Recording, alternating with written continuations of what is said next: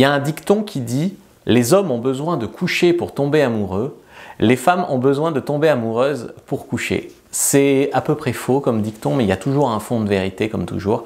Bonjour à toutes, je suis Fabrice Julien, coach et auteur, notamment auteur de Le Trouver, Le Rencontrer, Le Garder, comment séduire votre homme idéal en appréciant la quête. Et dans cette vidéo, je vais vous parler de comment faire tomber un homme amoureux, un homme qui ne cherche qu'un plan cul, qui ne veut que du sexe. En fait, il faut comprendre le prérequis. Vous pouvez plaire à un homme suffisamment pour qu'il couche avec vous, mais pas assez pour que, pour l'instant en tout cas, il s'envisage dans une relation avec vous. En fait, le mec est là dans un premier temps, elle est mignonne, est-ce que je peux me la faire? Voilà, en fait, toutes les filles à peu près mignonnes sur cette planète, et ça fait beaucoup, les hommes veulent se les faire. Et plus l'homme est désespéré, c'est-à-dire moins il a couché depuis longtemps, plus il envisage les filles de moins en moins mignonnes pour coucher. Par contre, quand on parle engagement, eh bien là, c'est tout autre chose. Il y a des hommes qui peuvent s'engager avec des filles moins mignonnes parce qu'elles sont beaucoup plus faciles à vivre. D'autres, il leur faut une fille mignonne, bonne au lit, facile à vivre, enfin la fille parfaite quoi, mais c'est rare. Donc quand tu as compris que les hommes coucheraient avec n'importe quelle fille qu'ils trouvent à peu près attirante, eh bien tu comprends pourquoi il y a plein d'hommes qui tombent pas amoureux mais qui ne fréquentent une fille que pour coucher. Des fois, ils fréquentent des filles que pour coucher en attendant de trouver celle qui la fera tomber amoureux. Alors, comment vous allez faire, vous, pour le faire tomber amoureux à ce stade? Eh bien, il faut tout simplement, c'est très simple, tu as vu? Là, sérieusement, il faut lui montrer que, en fait, la vie est mieux avec vous que sans vous.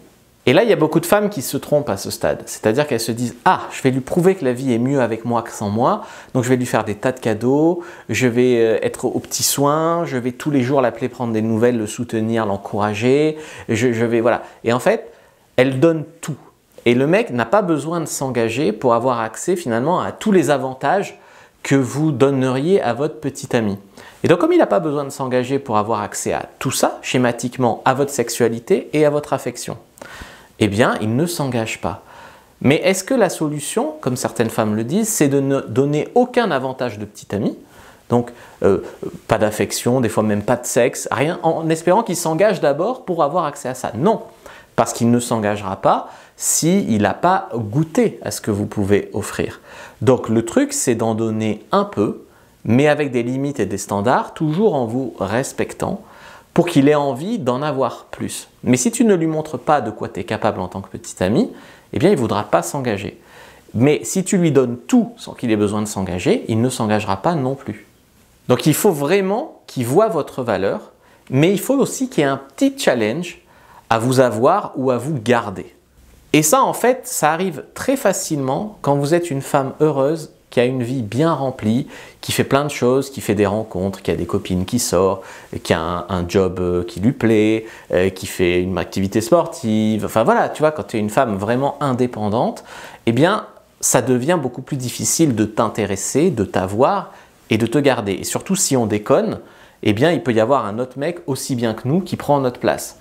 Mais ce n'est pas ce qui se passe avec la plupart des femmes. La plupart des femmes n'ont pas confiance en elles, et malheureusement, elles ne font pas assez de rencontres. Et des fois, elles trouvent un mec qui est vraiment moins bien qu'elles sur le papier. Et elles s'y accrochent comme si vous avez fait une super affaire. Du coup, le mec la traite mal, la respecte pas, mais elle s'accroche parce qu'elle a peur de ne pas rencontrer aussi bien. Et ainsi de suite. Et les années passent comme ça en gâchant le potentiel qu'elle a. Et elle en souffre. Donc lui, il veut être avec une femme qui le fait le sentir bien. Il veut être avec une femme qui l'écoute, qui le soutient, qui le fait sentir homme. Tout ça, je veux bien. Mais il faut aussi que vous pensiez à vous. À part le fait que vous voulez être en couple et que vous voulez avoir un homme, qu'est-ce que ce mec vous apporte? Est-ce que vous ne pourriez pas trouver mieux? Parce que franchement, depuis que je coach, je vois des femmes qui me racontent des histoires. Les filles sont très bien, elles sont très bien. Et elles se gâchent avec des mecs, des gros losers ou des connards, mais ce qui est vraiment écrit sur le front. Elles se gâchent en se disant « Oh, mais j'ai peut-être laissé passer la chance de ma vie. » Non, mais en fait, à aucun moment, tu vaux 10 fois mieux que ça. Elles se gâchent totalement. Puis de l'autre côté, j'ai des mecs qui sont bien, qui eux non plus savent pas trop rencontrer des filles, qui se disent il n'y a plus de filles bien, je rencontre pas personne, machin. Donc du coup, d'un côté, tu as plein de mecs bien qui se gâchent avec des connasses ou qui restent tout seuls, et de l'autre côté, tu as plein de filles bien qui se mettent avec le premier venu de peur de ne pas y arriver. Ou alors avec un mec juste parce qu'elles ont couché, alors maintenant il faut qu'il tombe amoureux, il ne sait pas ce qu'il veut, j'attends 6 mois, j'attends 1 an, j'attends 2 ans, et elles perdent vraiment leur temps de fou comme ça.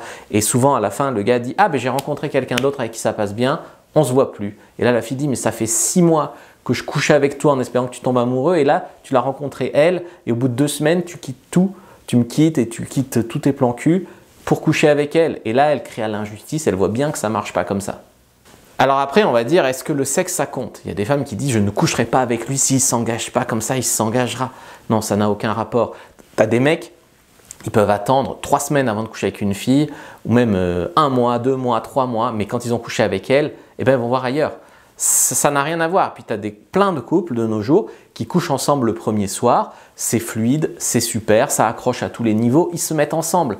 Ça n'a pas de rapport le temps que tu le fais attendre pour coucher avec lui, savoir s'il va s'engager, pas s'engager, etc. Par contre, la qualité du sexe, oui. Je t'ai fait une fiche sur comment faire tomber un homme amoureux, premier dans la description de la vidéo, lien en commentaire épinglé, donc prends-la, like, commente, partage, dis-moi ce que tu as pensé de cette vidéo.